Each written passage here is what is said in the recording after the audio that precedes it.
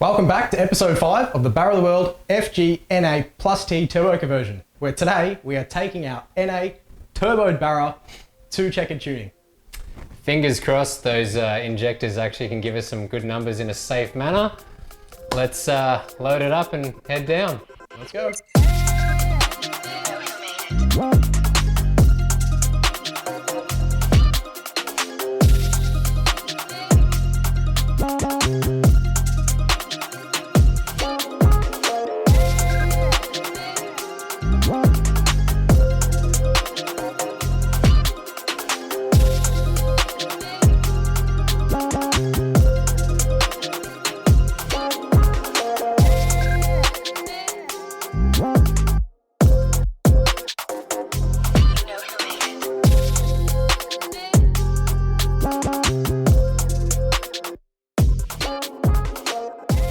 We are in and on the dyno. So we've hooked up our copper coil for the exhaust pressure, the back pressure.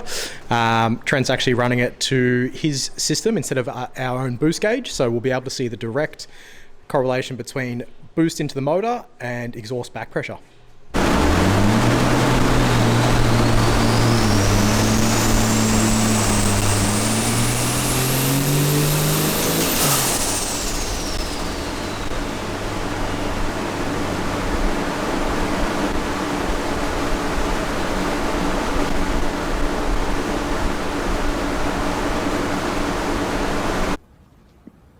Nope.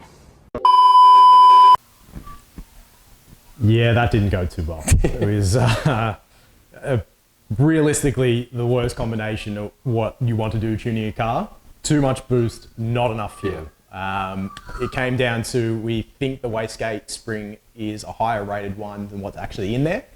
And we just did not have the fuel to even test that limit. So we're actually going to take the turbo back out of the car and test the Wastegate spring to make sure it is operating as it should. And if it's not, we'll put another spring in it, and then we're going to look at some injectors. Yeah, so look, overall good thing is that we didn't do any damage to the motor.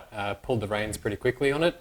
As a bit of info for you guys, Trent did say if we were able to hold a steady 10 PSI across the board there, that we would be able to potentially tune the car.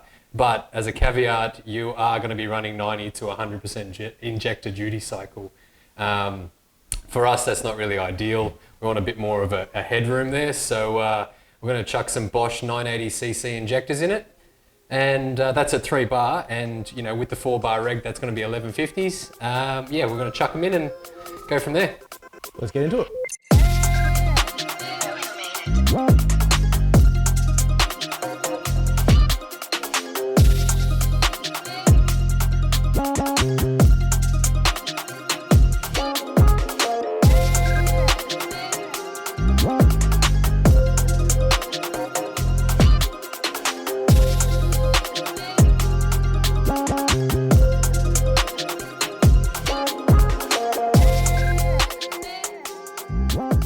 Alrighty, so we have just pulled out the factory injectors, and just a quick rundown of the process. We've pulled off the air intake tube to the throttle body, then we undid the 4 bolts to the throttle body, removed the whole throttle body so we can gain access to all the injectors here. There's a couple wiring clips, and we also undid the dipstick tube there, just loosened it off so we can get our hands under there. Also undid the back brace for the brake booster vacuum tube, just to let you get into the back 6th injector there. So once all that's out, you can easily sort of get your hands in there and a little screwdriver to unclip the injector plugs, which I'm trying to find one, that one there. So you just got to undo those locking clips there, and they should slide off. They can fly off, so just watch out for that. And once they're all off, you can just simply wiggle the injectors out. So if we head over to our bench over here, here are all our factory injectors that came out, and here are the Raceworks 980cc injectors that we're going to be putting in. These are rated at 3 bar 980cc, 1150cc at 4 bar. So as you can see, the difference between the two, these are actually a short long nose injector, where the factory injectors are a 3/4 length long nose.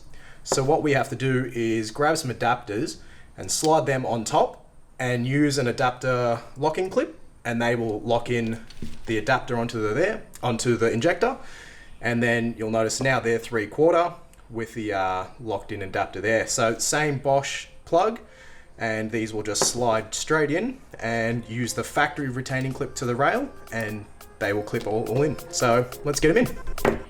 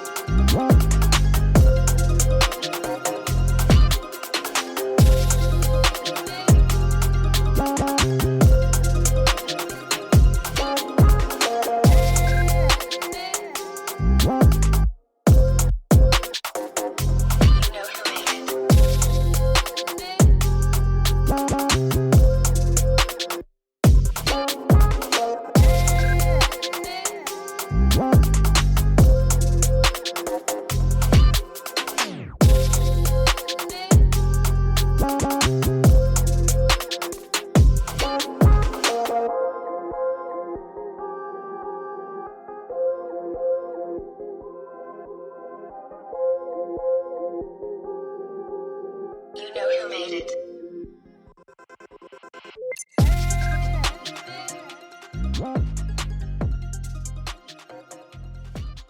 Alrighty, so the injectors are in. Probably good to note to use a bit of lube of your choice on the O-rings or the seals for the injectors so you don't pinch them. Also need to note these front two injectors, as they're a short injector, the plug is closer to the head, and it did foul on the head here if it is sitting up in the natural upright position.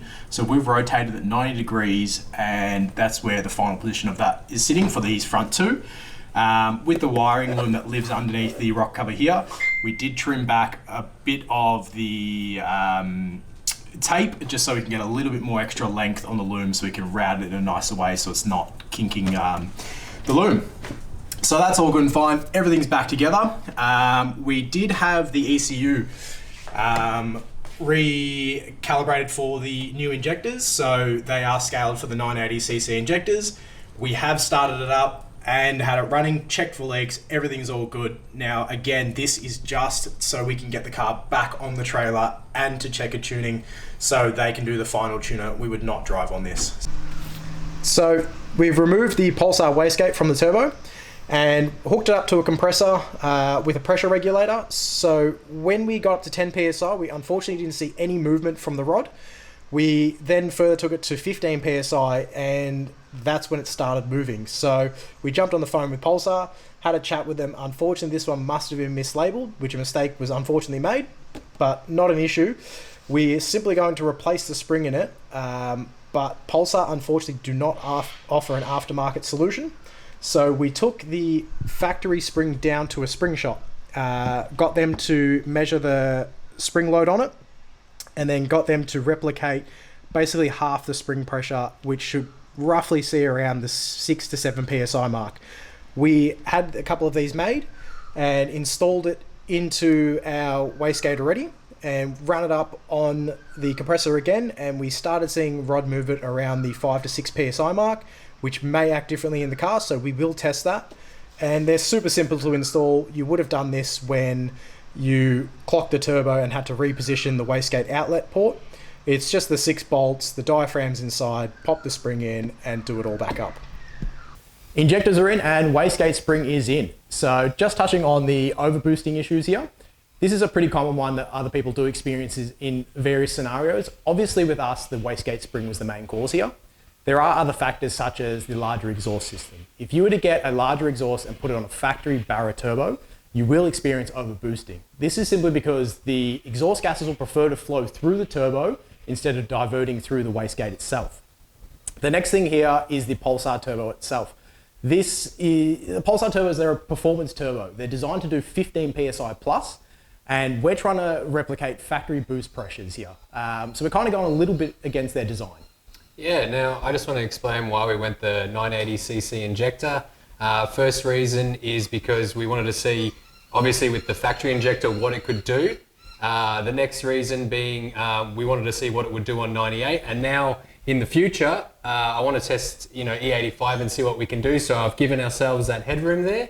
The next one is, and probably the main reason why we went it, is they're a super commonly purchased injector, across all the platforms, JZ, RB, Barra, etc. So what that means is your tuner more than likely is going to have this data on hand. So you can take your car there with the injectors in there. He's going to have the data more than likely. He's going to scale them up. It's going to be quick and it's going to cost you less in the end.